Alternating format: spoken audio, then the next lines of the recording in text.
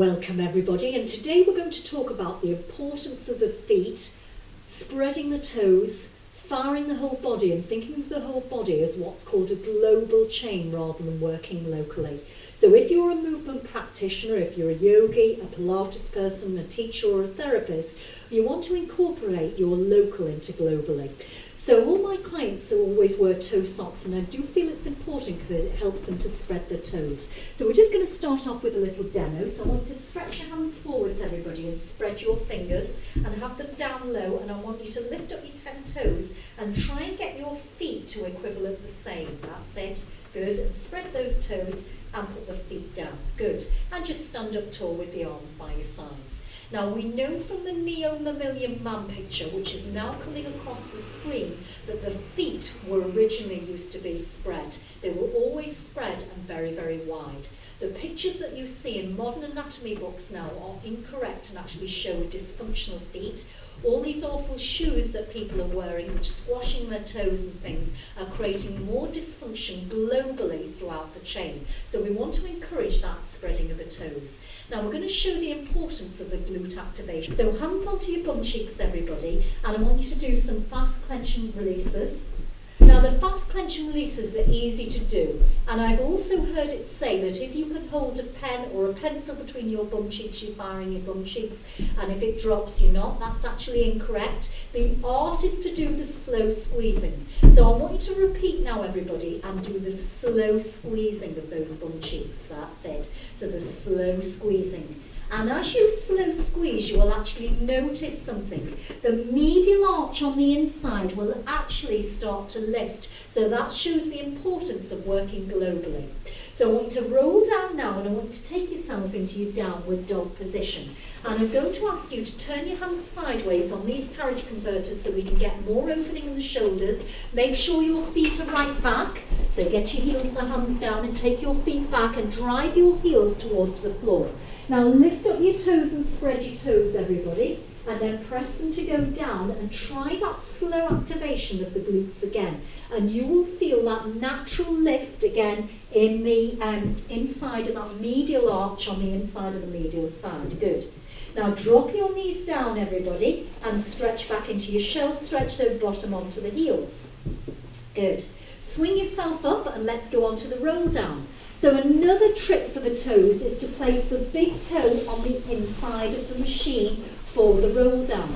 I've actually tweaked it from the original classical version, so grab the bar on the outside, and I am starting with the feet in plantar flexion. So start with the feet in plantar flexion and the knees bent. Good. Now shoulder blades back, and I want to see that big toe stretching. So you're going to inhale to prepare, exhale to slowly roll to go down and scoop the belly in. Now press and activate the backs of the legs as you push to go all the way down. Keep your chin into your chest. Stay there for 1, 2, 3, and nod your head as you slowly come up. And by the spreading the toes, particularly the big toe, as you can see, it really helps that spreading of the feet. Inhale to prepare, exhale to roll to go all the way down. Take your time, push the backs of the legs down, and again initiate with that scoop. Stay there for 1, 2, 3, and nod your head and follow the bar as you come up into a tall spine. So I've taken out the flexion at the last minute. Leave go of the bar and bring yourself onto the machine, ready for footwork.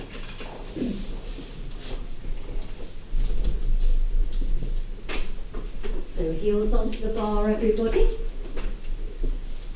So footwork is one of the most misunderstood exercises. I see it in lots of fitness Pilates classes with everybody just pushing out and in. If you understand what footwork is, it is very, very difficult. So flex the feet, and we're actually doing the feet in second position, and we're doing it in parallel. And when I'm looking at a client, I'm looking at their supination and pronation. We do want to be able to supinate and pronate in life, because every time we go through our gait pattern, there should be that natural rolling of in and out. Nowadays, when we're sold lots of trainers, they want to reduce the pronation. We do want to encourage to have some pronation and not get rid of it altogether. So spread your toes, everybody. Now, before we do the footwork, place your hands on your glutes and just very slowly, and the hands are at the side, try that slow firing. So the hands are on the side and they're particularly coming into what's called glute med and min as well, where the hands are.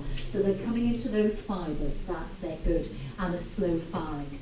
So sometimes as well, when we are thinking, particularly in Pilates, Pilates is associated with the powerhouse at the front, we are unable to activate the powerhouse if we have what's called a dysbiosis in the stomach or fungus and parasites. So if you've got inflammation, if it's your moon cycle, you're going to have less connection in your tissues globally than you would locally. So I'm just making these clients work locally now before we go into a more global pattern. So you can feel how difficult it is, and I'd like you to try this at home. Now press the arms down by your side so you can activate the lat line, and just in your own time I want you to push out and in, keeping the feet flexed 2 or 3 times. So press your hands to go all the way down on the reformer. Press your hands down on the reformer, go on all the way out, so straighten to go out, keeping your head down, everybody, and slowly coming back in, and control to come back in. Just a few more, everybody.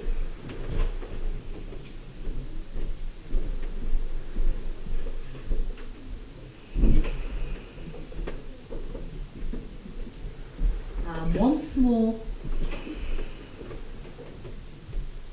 Release, and that footwork can be done with an exhale or inhale. So when you understand the fundamentals of movement patterning properly, the work really does become advanced. Again, we are emotional, mental, hormonal, spiritual human beings. So there's no way that you can constantly leave everything outside the door. We work as a fully functional unit. So that is our first part of our feet section.